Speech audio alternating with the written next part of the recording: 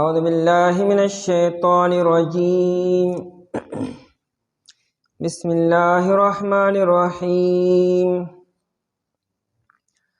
صراط الذين أنعمت عليهم غير المغضوب عليهم ولا الضالين.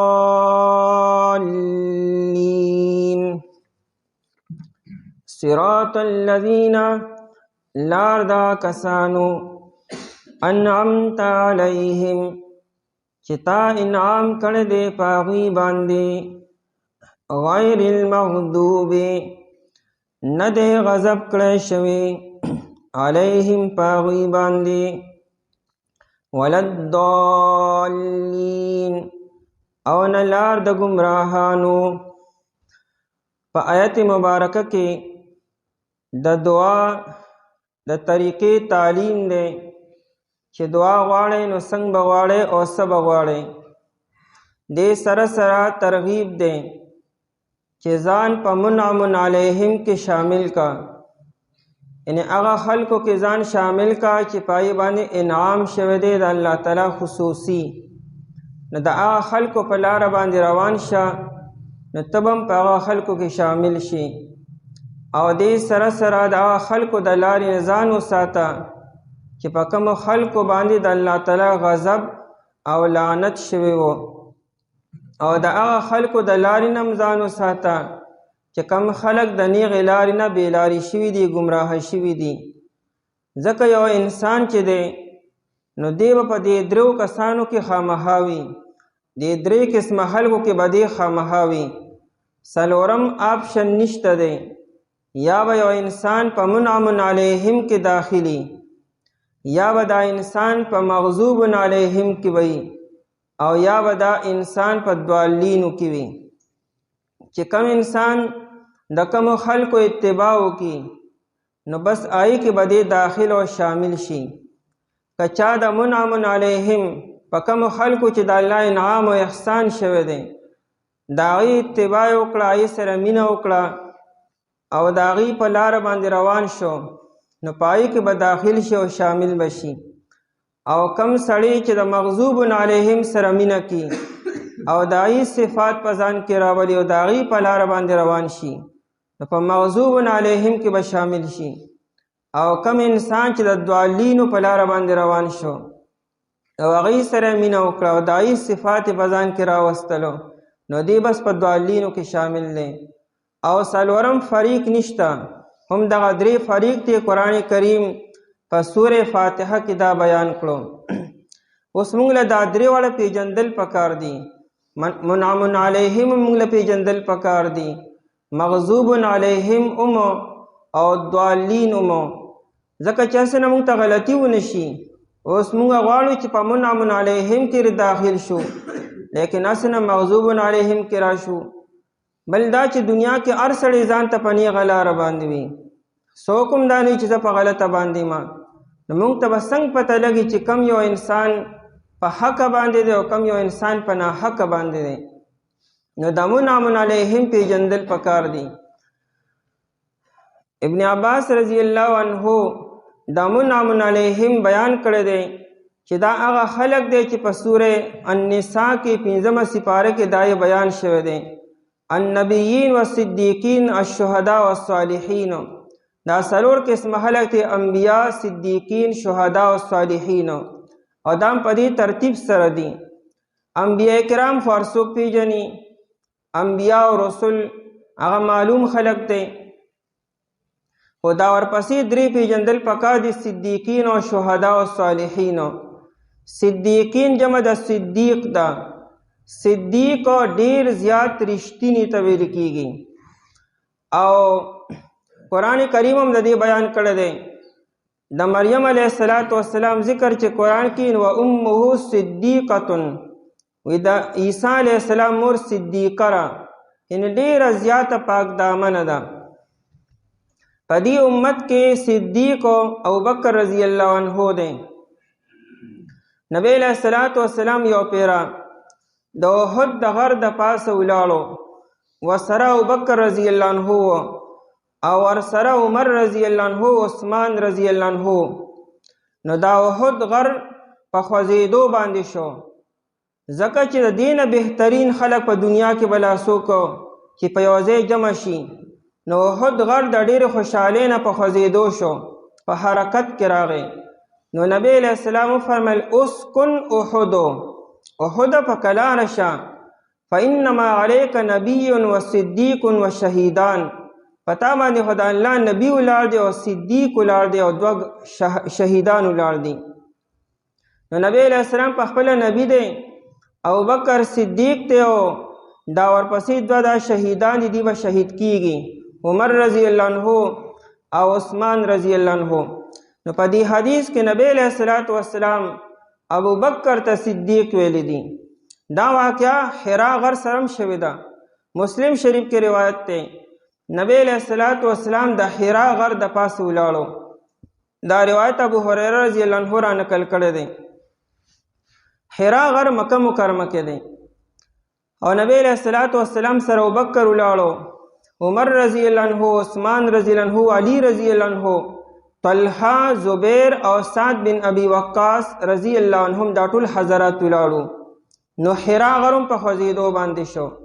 نو نبی علیہ السلام فرمایل اسکن حرا، او یو حدیث کې دی چې یو روایت کې چې احدو، اے حرا غره په کلاره باندې شه. دغه دی کوم نبی علیہ السلام چې پتا باندې د الله نبی ولاړ دی، صدیق ولاړ دی او شهید، او دا باقی خلک به شهیدان کیږي. دې کې صرف دا سعد بن ابي وقاص رضی الله عنه دی شهید نشو، باقی دا ټول حضرات شهیدان شو. عمر رضی الله عنه، عثمان رضی الله عنه، علی رضی الله عنه، زبیر او دارنګه طلحه رضی الله عنه. صرف سعد بن ابي وقاص هغه په خپل مرګ باندې وفات شوی دی. نو دې دواړو حدیثونو کې نبی علیہ السلام ابوبکر ته صدیق ویل دی. اوس موږ به صدیق څنګه پیژنو؟ شاه عبدالعزیز صاحب رحمه الله تعالی په تفسیر عزیزی کې هغه د صدیق بیان کې چې صدیق یو مقام او مرتبه ده، او صدیق هغه انسان ته وي چې هغه د ماشوموالي نه تر وفاته پورې هغه په صداقت باندې را رواني، یعنی هغه نامناسبه کار نه کړي، د هغه ظاهر او باطن دواړه یو وي، صدق یې پکې رښتینی وي، په هغه کې تردد او شک نی او په هغه کې خیانت نی. نه هغه ته صدیق ویل کېږي چې ظاهر باطن دواړه بالکل پاک او صفا وي، او چرته هغه د اسلام باره کې د حکم باره کې تردد او شک نی راغلی. نه هغه صدیق ته دا یو مقام دی، او دا مقام او مرتبه هر څوک حاصلولی شي. د دې مطلب دا نه چې به د ابوبکر صدیق سے برابر شي، هغه یو ډیګري ده چې هغه ته میلو شوې ده.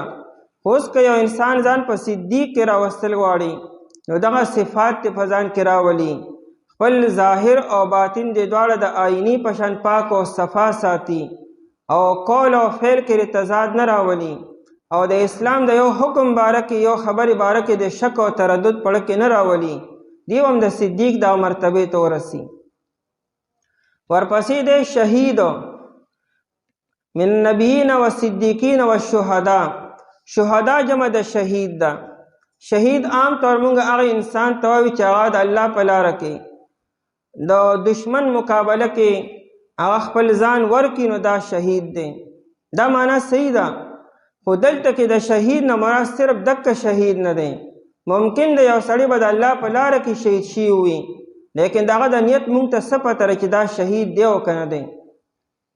لکه په یو روایت کې راځي چې یو سړی او هغه ډیر زیاتو جنگ کې لګیا او د احد په جنگ کې خلق وی دا خو شهید دی او دا خو شهید دی، یعنی دومره زیاتو بهادرۍ نه کار اخیستو، او نبی علیہ السلام د هغه باره کې د جهنمي خبره وکړه. اخیره کې دومره زخمی شو چې یو ځای کې ناستو، دا توره د خپل ځان ته مخامخ کړه او خپل ځان کې توره نن باسله. یو صحابي وی چې نبی علیہ السلام د باره کې د جهنمي خبر وکړي، مې چې ګورم چې دا به څنګه ریشا کېږي. هغه هیره کې خودکشي وکړه. ویراله ما نبی علیہ السلام ته چې راځي واقعي اشهد ان لا اله الا الله واشهد انک رسول الله، تا وی چې سوی هغه شانتي وشو. اوس په ظاهره کې هغه په احد په جنگ کې شهید شوی دی، لیکن نبی علیہ السلام د هغه باره کې د جهنمي خبره کړې ده. حقیقت حال دا چې دی منافق و اصل کې دا مسلمان او صحابي نو، خو خپل کور رالو ته خپل ځان ښکاره کونه چې زه منافق یم. بیبیانې کور کې زنه ټولې کلکې مؤمنانې وې، نو دې د احد جنګ له نه وتلې، نو بیبیان وله غیرت بې غیرته تلا په کور کې ناستې، هغه نبی علیه السلام او صحابه په میدان کې دي دلته کې ناستې، نو دې د غیرت ته وجه نه لړو. نو ای ټیم دا خبره نه ښکاره کوله چې زه خو هغه منافق یم، زه خو مسلمان نه یم. نو د زنانو په هغه خبرو کې راغی نه لړو، نو په ظاهره کې خو چا نه پېژنده چې ګنې دا منافق دی، او دې لګیا او صرف د غیرت دپاره جنګېدو، نو د اسلام دپاره او د پیغمبر علیه السلام دپاره او د الله دپاره خو نه شو، نو ځکه نبی علیه السلام د جهنمي خبره وکړه. لیکن شهید چېرې دا یو ډیګري ده. اوسو ممکن ده چې یو سړی به بالکل میدان جنګ کې نی شرکت به نی کړي او جان به نی ورکړي، بیا هم شهید کېدی شي. نو شاه عبدالعزیز صاحب د شهید دا وضاحت کی وی شهید د شهود او شهادت نه دی، شهادت مخامخ لیدو ته وی. وی شهید هغه انسان دی چې هغه ته مغیبات او د اسلام دا خبرې داسې دغه پې داسې یقین دی لکه چې مخامخ په خپلو سترګو باندې ویني. مونږ نه الله لیدلی، نه فرشتې او نه جنت او جهنم او نه تقدیر، دا ټول مغیبات دي. خو نبی علیه السلام ویلي دي مونږ په ایمان دی، په دومره عمل دومره اجر الله ورکوي. مونږ ته څه پته ده، مونږ ښکاري خو مونږ ته نه. وی ده ته دا ټولې خبرې داسې ښکاري چې ګویا کې دی په خپلو سترګو باندې ویني. وی ځکه خو د پیغمبر علیه السلام په خبره دی خپل جان ورکي که نه، چې څنګه تا خپل ځان ورکو نو ته به جنت ته داخلېږې. نو جنت چا لیدلی دی؟ وی ده ته داسې لګي چې ګویا کې جنت مخامخ دی ما ته، او بس ما دا کار کړی نه جنت ته تللی نه یم. نو دا شهید دی. نو یو خلاصه خبرې دا شوه چې شهید هغه انسان دی چې دغه د الله تعالی په وعدو باندې او د پیغمبر علیه السلام په خبرو باندې مکمل یقین وي، اس قسمه ذره برابر شک دغه پړه کې به نه راځي. وي دا د شهادت یو مرتبه ده. نو شهید نن سبا هر انسان کیدی شي چې هغه د الله تعالی په وعدو باندې او د نبی علیه السلام په طریقو باندې مکمل یقین او اعتماد ساتي، به دا شهید دی. او درېم مرتبه د صالحین ده. صالحین جمع د صالح ده. صالح معنی مونږ نیک کو. صالح د دې درېو مرتبو نه ښکته مرتبه ده، او مطلب یې دا دی چې کوم انسان خپل باطن پاک او صفا کی د فساد نه، د عقیدې د فساد نه، چېړه کې څه قسمه فساد یې د عقیدې باره کې، او خپل ظاهر چېرې هغه د ګناهونو نه پاک کی، ظاهر د ګناهونو نه پاک کو او باطن د هر قسم د فساد د عقیدې نه او د خیرې نه پاک کو، نو به دا صالح دی او دا نیک دی. او دا یو اخیری مرتبه ده او دا هر انسان حاصلولی شي. یعنی د صالح دپاره دا ضروري نه چې انسان د ماشوموالي نه دا شانتې نیک را رواني. یو انسان د زندګۍ په هره موقع دا مرتبه حاصلولی شي. د 80 کالو د 100 کالو یو انسان دی او د دنیا یو ګناه نه دی پرېښی، یو خبرې نه ده پرېښې، لیکن نن په یو ورځ کې دی صالح کېدی شي. د شتو تمامو ګناهونو د صدق دل نه توبه وباسي مکمل د زړه نه، او آینده مکمل عزم وکړي چې نه به کوم دا سا به مې وځي خو لیکن بیا به ګناه نه کوم، او ظاهره کې ګندګۍ ګناهونه مکمل پرېږدي، ماحول هم پرېږدي، به دا صالح ته د نن نه دی شروع شو. اولیاء کرام چې مونږ وایو، نو اولیاء کرام بیا درجات دي، څوک په صدیقینو کې دي، څوک په شهداو کې دي، څوک په صالحینو کې دي. نو خلاصه خبرې دا شوه چې منعم علیهم دا خلق دی. یو انسان په دې خلکو کې شامل شو، داخل شو، د دې اتباع وکړه، دې ملګرتیا وکړه، دې سره ناسته پاسته وکړه، دې په منعم علیهم کې داخل دی. صرف په آرزو په امید او په ارادو نه کیږي، ته به قدم اخلې، محنت به کې، کوشش به کې، د الله نه به غواړې، الله جل شانه به تا په دې خلکو کې داخل کی. او که انسان صرف ناست دی او یره که داسې وشو نه داسې به وشو زما له غواړي، نو په دې خبرو نه کېږي. لیس بامانیکم ولا امانی اهل الکتاب، دا په ارزوګانو په تمناګانو نه کېږي. نو منعم علیهم دغه خلق شو، په دې کې ځان داخل کې او شامل کې او دې اتباع کې، نو دې سره به محشر وشي. او دویم نمبر مغضوب علیهم دی. مغضوب علیهم چې په چا باندې غضب شوی دی. غضب په لغت کې شدت توي، سختوالی توي، او په اصطلاح کې غضب دی توي چې دا یو حالت دی چې کله په انسان باندې راشي د په وینه کې جوش پیدا شي، جذبات را بیدار شي او د انتقام په اراده باندې را پاسي. انسان د حد اعتدال نه وځي او د انتقام د اخیستو او د خپل غصې او د جذباتو د سړولو کوشش کوي. دې ته غضب ویل کېږي او د غضب نسبت الله تعالی ته کېږي او الله تعالی دې خبرو نه پاک دی. ځکه په وینه کې هیجان پیدا کولو، وینه کې جذبات پیدا کول، د وینې جوش وهلو، الله جل شانه دې خبرو نه پاک دی. بل په غصه کې عام طور انسان د حد اعتدال نه ووړي، په ځان پوه نه شوم به دماغ مې کار ونه کو، اکثر غصه کې داسې وشي. او الله جل شانه د چا نه متاثره کېږي نه، په غصه کې انسان د چا نه ډېر زیات متاثره شي، د یو حالت نه ووړي بل حالت ته، او الله جل شانه کې دا خبرې نشته. حالانکه د غضب نسبت الله ته کېږي. نو کله چې د غضب نسبت الله ته وشي نو مراد د الله تعالی خفګان وي او ناراضګي وي، او د الله تعالی خفګان او ناراضګي هغه ظاهریږي په شکل د لعنت کې. الله تعالی په هغه باندې لعنت وکړي، او د لعنت مطلب دا دی چې د الله تعالی لطف مهرباني د هغه نه کټ شي، په باندې الله تعالی مهرباني لطف نه کېږي. نو دا معنا د غضب د الله تعالی. مغضوب علیهم په کومو خلکو چې د الله تعالی غضب شوی دی. دا څوک دي؟ عدی ابن حاتم رضی الله عنه ترمذی شریف کې روایت دی، هغه په خپله وی سألت رسول الله صلی الله علیه وسلم عن قوله تعالی، وی ما د نبی علیه الصلاة والسلام نه د دې قول د الله تعالی تپوس وکړو چې مغضوب علیهم څوک دي او دا ضالین څوک دي. وی نبی علیه الصلاة والسلام ارشاد فرمایو چې مغضوب علیهم هم الیهود او دا الضالین چې دی هم النصارى. مغضوب علیهم یهود دي او ضالین چې دا نصارا دي. خدا نه چې دا هم صرف دک خلق دی، چونکه په دا وخت کې ظاهر خلقو بطور مثالو چې ته په عملی میدان کې خلق لیدل غواړي چې مغضوب علیهم بسو کی د پیجندو د پاره بطور مثال نو هغه یهود دي، او بطور مثال چې دنو النصارا دا ضالین دي. خدا صرف پای پورې حصر نه دی، دا په دې امت کې کېدی شي او په هر زمانه کې کېدی شي.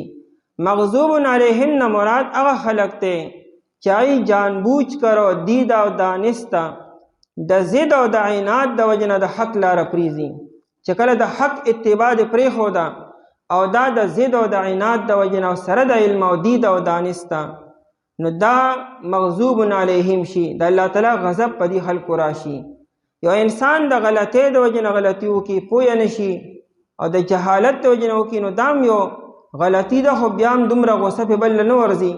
خو کله چې انسان قصدن عمدن یو کار وکي، ښه پوهیږي سره د پویا سره د علم او قصدن عمدن هلک یو کار وکي، نو هغه بل انسان بیا ډېر غوسه یي په ده باندې. نو مغضوب علیهم هر هغه انسان دی چې هغه سره د علم او قصدن عمدن او سره د پوهې نافرماني وکړي او د حق اتباع پریږدي، په ده الله تعالی غضب راځي. چونکې دا کار یهودو ډېر کړی دی، نو ځکه نبی علیه السلام به طور مثال د یهودو نوم واغستو. قرآن کریم ځای په ځای د یهودو دا ذکر کړی دی، ولقد علموا لمن اشتراه ما له فی الآخرة من خلاق لبئس ما شروا به انفسهم لو كانوا یعلمون. وی دا د یهود علما ښه پوهېدلو چې دا مونږ چې سکو دا غلط کو، خو بیا هم داسې کولو، نو سره د علم دا کار وکړو. بل ځای کې وی الذین آتیناهم الکتاب یعرفونه کما یعرفون ابناءهم وان فریقا منهم لیکتمون الحق وهم یعلمون. دی ښه پوهېږي بیا هم حق پټي. نبی علیه السلام پیژني چې دا د الله تعالی نبی دی، او داسې یې پیژني لکه څنګه چې خپل زامن پیژني، لکه څنګه چې د خپل زوی په پیژندو کې انسان ته شک نشته دی، دارنګه د نبی علیه السلام په پیغمبر کېدو کې دې ته شک نشته، او بیا هم ګواهي نه کوي چې دا پیغمبر دی. نو ولې نه کوي؟ خو د بل څه وجې نه که نه، د غرض ضد او د عناد د وجې نه. نو قرآن وهم یعلمون دی پوهېږي. قرآن کریم بل ځای کې وی چې اتأمرون الناس بالبر وتنسون انفسکم وانتم تتلون الکتاب افلا تعقلون. نو دا دی کې مرسو وهم یعلمون دی پوهېږي، سره د علم دی دا کار کی. نو دا سره د علم غلطي کول او سره د علم د حق اتباع نه کول او نافرمانی کول، دا د الله تعالی غضب په دې خلکو باندې راځي. نو که دا په دې امت کې هم چا داسې وکړو نو هغه په مغضوب علیهم کې داخل دی. او قرآن کریم بل ځای کې من لعنه الله وغضب علیه، په دغه خلکو د الله تعالی لعنت هم شوی او د الله تعالی غضب پې هم راغلی دی. نو دا مغضوب علیهم شو. او ضالین هغه خلک دی، ضالین جمع د ضال ده. ضال د ضل الطریق نه دی، یو انسان نه چې لاره روکه شي، حیران او سرګردان چې د لاره کم طرف ته تللی ده، لکه چوراها وي، یو داسې ځای ته ورسي چې هلته څلور طرفونو ته لارې تللي دي، ته چې په دې لاړ شم او که په دې او که په دې باندې. نو ضل الطریق د لارې روکېدل او د لارې نه خطا کېدلو. ضالین هغه خلک دی چې یا خو د جهالت او د ناپوهۍ د وجې نه هغوی غلط شو، په غلطه لاره باندې روان شو، یا د غفلت د وجې نه یعنې هغه خبرې دومره اهم ونه ګڼله، هغې له توجه ورنه کړه، سرسري نظر باندې واغسته او پروا یې ونه ساتله، یا د غفلت د وجې نه یا د جهالت د وجې نه.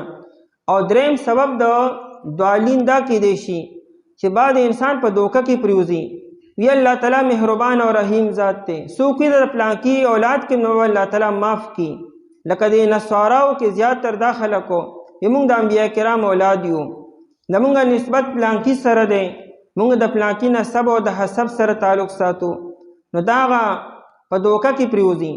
نو دا درې واړه خبرې د دوال او د ګمراه کېدو سبب وګرځي. نو دوالین هغه خلک دی چې د جهالت د وجې نه، د غفلت د وجې نه، د نادانۍ د وجې نه نیغه لاره پریږدي او په غلطه لاره باندې روان شي، نو دا دوالین دی. او ردې مصداق او سر فهرست خلک دا نصارا دي. نصارا چې زیاتر ګمراه شوي د جهالت د وجې نه ګمراه شوي دي او د غفلت د وجې نه ګمراه شوي دي. نو ځکه نبی علیه الصلاة والسلام د دوالینو مصداق او نصارا بیان کړو. په دې امت کې هم دوالین کېدی شي چې انسان د جهالت او د غفلت د وجې نه صحیح چانبین ونه کړي، صحیح ریسرچ او تحقیق ونه کړي او بس چاپسې روان شو او دی گمراه شو، نو وبال به په ده باندې دی. او بعض مفسرین حضراتو لکه امام رازی رحمت الله علیه تفسیر کبیر کې او شاه عبدالعزیز صاحب تفسیر عزیزی کې هغوی دا معنی کې چې د مغضوب علیهم نه مراد هغه خلک دی چې هغوی په ظاهري اعمالو کې خطا شو، ظاهري اعمال خرابو، او ضالین مراد هغه خلک دی چې دای عقیده خرابه وه، چې په عقیده کې گمراه شو، ضالین دی گمراه شو، او چې ظاهر عمل خراب دی دا په مغضوب علیهم کې دی. بهرحال یو دومره میسج هم موږ ته میلاو شو چې په دې دریو قسمه خلکو کې د هر انسان په خپله فیصله وکړي چې زه په کومه ډله کې داخل یم، او که چېرې په غلطه باندې نو اوس هم لاره سمه کړي، ځکه سترګې را پټې شوي نه دي، لا ملک الموت راغلی نه دی. نو کدی په دوالینو کې ریا په مغضوب علیهم کې دغه لار دی پریږدي او د منعم علیهم په هغه لاره کې داخل شي. صراط الذین لار د کسانو دا بدل دی، یعنی بیان دی د الصراط المستقیم. انعمت چې تا انعام کړی دی، انعام ته ووی الله جل شانه انعام کړی دی علیهم پای باندې، یعنی هغوی په خپله دې مرتبې ته نه دي رسېدلي، نبي په خپله نبي نه دی جوړ شي، الله نبي جوړ کړی دی. صدیق په خپله صدیق نه جوړېږي، الله صدیق جوړي، او شهید په خپله شهید نه جوړېږي، الله تعالی شهید جوړي، او دارنګې صالح په خپله صالح نه جوړېږي، الله تعالی به دې صالح جوړي. دې کې دې طرف ته اشاره ده الله نه بخانه غواړي نو الله تعالی به دغه مرتبه بل درکړي. په دې تمامه اوسېږي چې په خپله به ارسو شي.